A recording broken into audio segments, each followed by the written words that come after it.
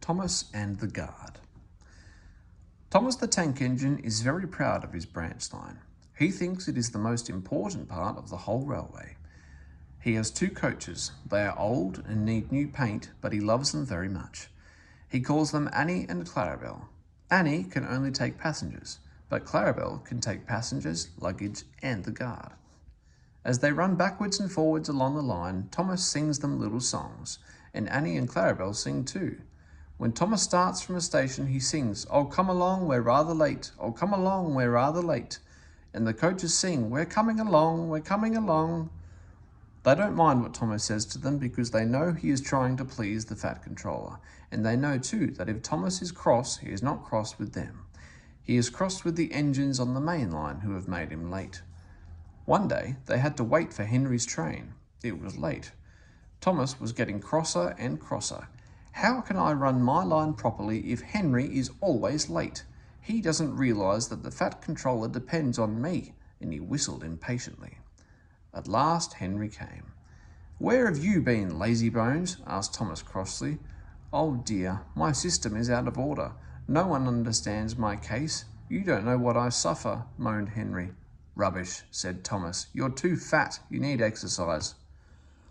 Lots of people with piles of luggage got out of Henry's train and they all climbed into Annie and Clarabel. Thomas had to wait till they were ready. At last the guard blew his whistle and Thomas started at once. The guard turned round to jump into his van, tripped over an old lady's umbrella and fell flat on his face. By the time he had picked himself up, Thomas and Annie and Clarabel were steaming out of the station.